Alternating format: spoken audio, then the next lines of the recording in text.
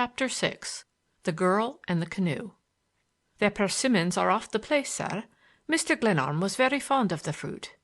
I had never seen a persimmon before, but I was in a mood for experiment. The frost-broken rind was certainly forbidding, but the rich pulp brought a surprise of joy to my palate. Bates watched me with respectful satisfaction. His gravity was in no degree diminished by the presence of a neat strip of flesh-colored court plaster over his right eye. A faint suggestion of arnica hung in the air. "This is a quiet life," I remarked, wishing to give him an opportunity to explain his encounter of the morning. "You're quite right, sir. As your grandfather used to say, it's a place of peace." "When nobody shoots at you through a window," I suggested.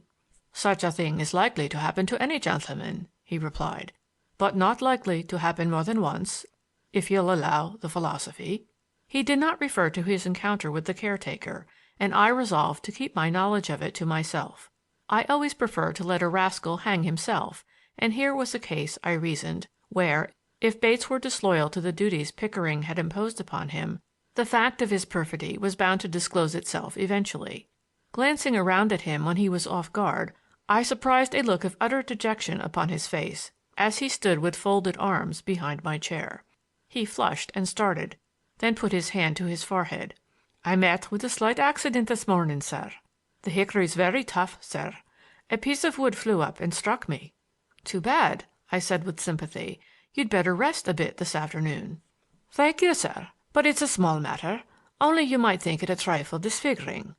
He struck a match for my cigarette, and I left without looking at him again. But as I crossed the threshold of the library, I formulated this note: Bates is a liar, for one thing, and a person with active enemies for another. Watch him. All things considered, the day was passing well enough. I picked up a book and threw myself on a comfortable divan to smoke and reflect before continuing my explorations. As I lay there, Bates brought me a telegram, a reply to my message to Pickering. It read, "Yours announcing arrival received and filed." It was certainly a queer business, my errand to Glenarm. I lay for a couple of hours dreaming, and counted the candles in the great crystal chandelier until my eyes ached. Then I rose, took my cap, and was soon tramping off toward the lake. There were several small boats and a naphtha launch in the boathouse. I dropped a canoe into the water and paddled off toward the summer colony, whose gables and chimneys were plainly visible from the Glenarm shore. I landed and roamed idly over the leaf-strewn walks past nearly 100 cottages, to whose windows and verandas the winter blinds gave a dreary and inhospitable air. There was at one point a casino, whose broad veranda hung over the edge of the lake, while beneath, on the water side, was a boathouse. I had from this point a fine view of the lake, and I took advantage of it to fix in my mind the topography of the region. I could see the bold outlines of Glenarm House and its red-tiled roofs, and the gray tower of the little chapel beyond the wall rose above the wood with a placid dignity. Above the trees everywhere hung the shadowy smoke of autumn. I walked back to the wharf, where I had left my canoe, and was about to step into it when I saw, rocking at a similar landing place nearby, another slight craft of the same type as my own, but painted dark maroon. I was sure the canoe had not been there when I landed. Possibly it belonged to Morgan, the caretaker. I walked over and examined it. I even lifted it slightly in the water to test its weight. The paddle lay on the dock beside me, and it, too, I weighed critically, deciding that it was a trifle light for my own taste. "Please, if you don't mind." I turned to stand face to face with the girl in the red tam-o'-shanter. "I beg your pardon," I said, stepping away from the canoe. She did not wear the covert coat of the morning, but a red knit jacket, buttoned tight about her. She was young, with every emphasis of youth. A pair of dark blue eyes examined me with good-humored curiosity. She was on good terms with the sun. I rejoiced in the brown of her cheeks, so eloquent of companionship with the outdoor world, a certificate indeed of the favor of heaven. Show me, in October, a girl with a face of tan, whose hands have plied a paddle or driven a golf ball or cast a fly beneath the blue arches of summer, and I will suffer her scorn in joy.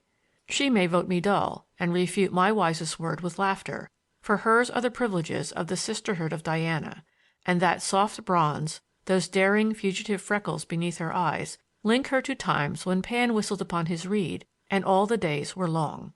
She had approached silently and was enjoying, I felt sure, my discomfiture at being taken unawares.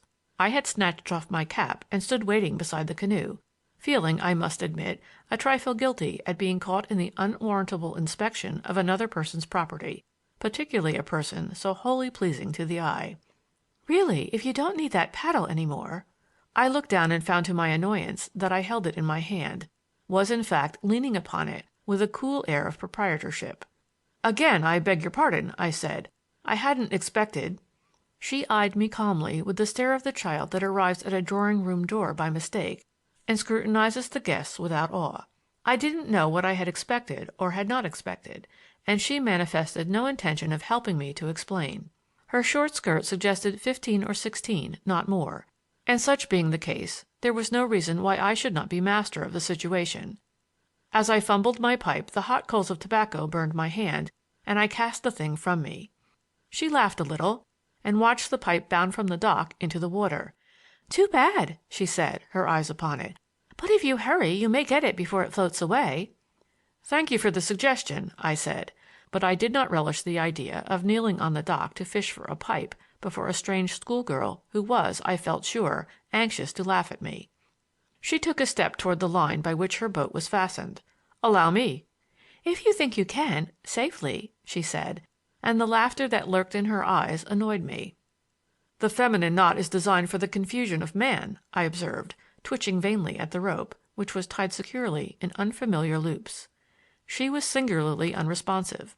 The thought that she was probably laughing at my clumsiness did not make my fingers more nimble. "The nautical instructor at St. Agatha's is undoubtedly a woman. This knot must come in the postgraduate course, but my gallantry is equal, I trust, to your patience." The maid in the red tam-o'-shanter continued silent. The wet rope was obdurate, the knot more and more hopeless, and my efforts to make light of the situation awakened no response in the girl. I tugged away at the rope, attacking its tangle on various theories. "A case for surgery, I'm afraid. A truly Gordian knot. But I haven't my knife." "Oh, but you wouldn't!" she exclaimed. "I think I can manage." She bent down. I was aware that the sleeve of her jacket brushed my shoulder, seized an end that I had ignored, gave it a sharp tug with a slim brown hand, and pulled the knot free. "There!" she exclaimed with a little laugh. "I might have saved you all the bother." "How dull of me! But I didn't have the combination," I said, steadying the canoe carefully to mitigate the ignominy of my failure. She scorned the hand I extended, but embarked with a light, confident step and took the paddle. It was growing late. The shadows in the wood were deepening, a chill crept over the water, and beyond the tower of the chapel the sky was bright with the splendor of sunset. With a few skillful strokes she brought her little craft beside my pipe, picked it up and tossed it to the wharf. "Perhaps you can pipe a tune upon it," she said, dipping the paddle tentatively. "You put me under great obligations," I declared. "Are all the girls at St. Agatha's as amiable?" "I should say not. I'm a great exception, and I really shouldn't be talking to you at all. It's against the rules. And we don't encourage smoking." "The chaplain doesn't smoke, I suppose?" "Not in chapel. I believe it isn't done, and we rarely see him elsewhere." She had idled with the paddle so far, but now lifted her eyes and drew back the blade for a long stroke. "But in the wood, this morning, by the wall." I hate myself to this day for having so startled her. The poised blade dropped into the water with a splash. She brought the canoe a trifle nearer to the wharf with an almost imperceptible stroke, and turned toward me with wonder and dismay in her eyes. "So you are an eavesdropper and detective, are you? I beg that you will give your master my compliments. I really owe you an apology. I thought you were a gentleman," she exclaimed with withering emphasis, and dipped her blade deep in flight. I called, stammering incoherently after her, but her light argosy skimmed the water steadily. The paddle rose and fell with trained precision, making scarcely a ripple as she stole softly away toward the fairy towers of the sunset. I stood looking after her, goaded with self-contempt. A glory of yellow and red filled the west. Suddenly the wind moaned in the wood behind the line of cottages, swept over me and rippled the surface of the lake. I watched its flight until it caught her canoe, and I marked the flimsy craft's quick response as the shaken waters bore her alert figure upward on the swell, her blade still maintaining its regular dip. until she disappeared behind a little peninsula that made a harbor near the school grounds.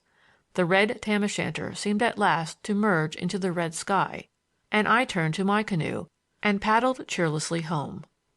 End of Chapter 6.